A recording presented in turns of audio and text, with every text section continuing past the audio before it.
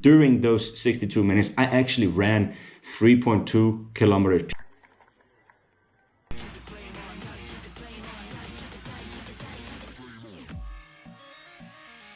Hello guys, and welcome to a new episode of the VloGK. This is season 2, episode 13. I was supposed to post a lot more of my games and training and so on, but I've been very busy studying a master's and working a lot. But here we are back again. This is our second game of the season.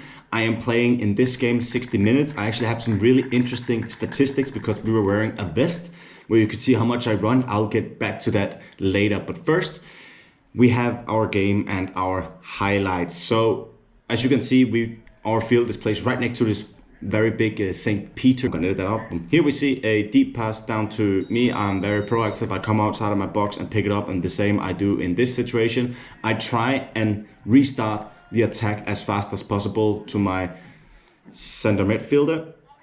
Furthermore, I'm always aware to be ready for sweeper keeper. As here we can see here, I'm coming out, head it away, and then I kick it again, and I luckily actually kick it over the fence so they can't get the ball quick. Here, ready again, seeing some action, being proactive, running out, getting this ball before it flies out. I saw the trajectory was a bit off, so it would go back into the field, and whenever I got it, I restart it quick.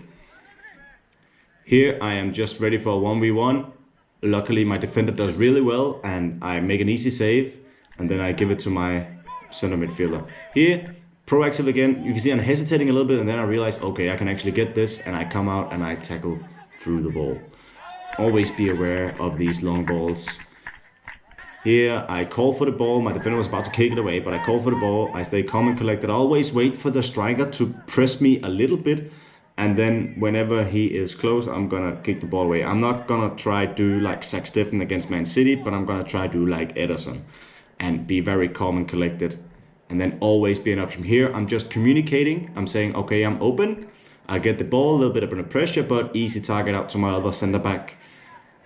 Furthermore, I'm again an option. You can see me standing up with my arms. I'm open.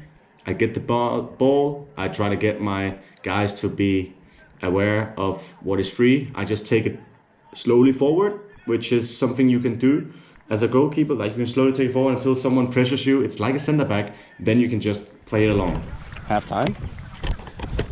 1-0 for us. Not much to do really. So I said 1-0 halftime. Pretty good. Not much to do in the first half, no really saves, but second half here I played for 15 more minutes. I got a little bit more action. Here I'm just looking for open choices. I see nothing. I put the ball down because we can always play with our feet, waiting for someone to get open. Here I might be waiting a bit too long. He was very close to tackling me, but luckily it went well. Here, weird bounce in front of me, but luckily I caught it securely. Again, I look for options and then slowly play it out to my right center back.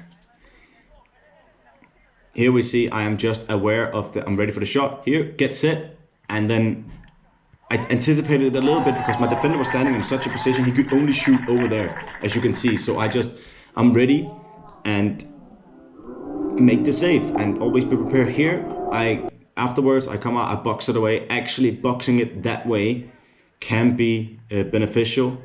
Just gonna pause it. Boxing it that way can be beneficial because you get the ball out of the area and you give a throw in on the other side, which means you have time for your team to get back into shape. If I boxed it out of the box, there could be a rebound and a lucky shot or something like that. We all see it in the pro worlds, but boxing it away from the area out where nobody is and going out to a throw in, take a note of that. Try to do it yourself. I would recommend so. Next up here, we have a 1v1 with my defender, and then he makes a shot. I make a save, but unfortunately the rebound goes in. We can see here in slow motion that maybe I could have reacted faster, but I get a touch of it. The ball wouldn't have went in afterwards, but unfortunately it goes in. Afterwards, the match. You can see the total time was 1 hour and 30 minutes, but you can also see my active time was 62 minutes and 20 seconds. And during those 62 minutes, I actually ran 3.2 kilometers. People always say, oh, you goalkeepers, you don't do anything. But I actually ran 3.2 kilometers in 60 minutes, which overall in around 90 minutes, that would be around 5 kilometers, which is a lot for a goalkeeper, people would say, but for me, I would say it's kind of normal. You can see that we have a guy, midfielder, he played 91 minutes, he ran 9 kilometers. So yeah, the difference is of course a lot, but you could also see in the highlights that when I was playing, I was very proactive. I was running a lot outside the box. You can also see my max speed was 27 and 41 kilometers per hour. Of course, that's not as fast as Mbappe, Robin, and Ferland Mendy, who runs like 36, 37. But comparing it to the other guys on the team, it's actually on kind of the top. Not saying that I'm fast, but saying that sometimes we also go into full sprints in order to get the ball and be that sweeper keeper. So guys, I hope you can use this information and try and be proactive in how you run. Try and be offensive. Try and go out there and be a sweeper keeper. It is very modern to do so. And of being offensive, you can always prevent those 1v1s if you're out there and tackling the ball before the striker gets to it, but also be aware of your positioning because you don't want to get chipped. And that's bad to get chipped, but if you can prevent 9 1v1s and then get chipped once, it's worth it. So go out there, try and do your best, try to be offensive, try to be a sweeper keeper, always play with your team, always be open for your defenders, and whenever you get the ball, try and start it quick, scan the field, find the best option, and then the best way to learn how to do it is to play a lot of games. So if you're out there not playing a lot of games, find a team where you can play a lot of games, where you can also get consistently good training. I know it's hard, but try to do it, and then work on your decision making. Look at film, see how you can be better. I know I could, from this film, I could probably be a bit faster. Both with saving the ball, the goal they scored, I could have been a little bit faster. My heels were too much in the ground, and I think my weight was too much backwards.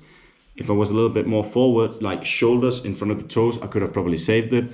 And then with my distribution, I could have been a little bit quicker, maybe taking some faster decisions. But that's why we have film. That's why we can always improve. So guys, if you like this, please subscribe, please like. I'm sure I'll catch you on the next episode of the VloGK. If you'd like to see more videos, click here. And if you want to see my latest video, hit that subscribe button.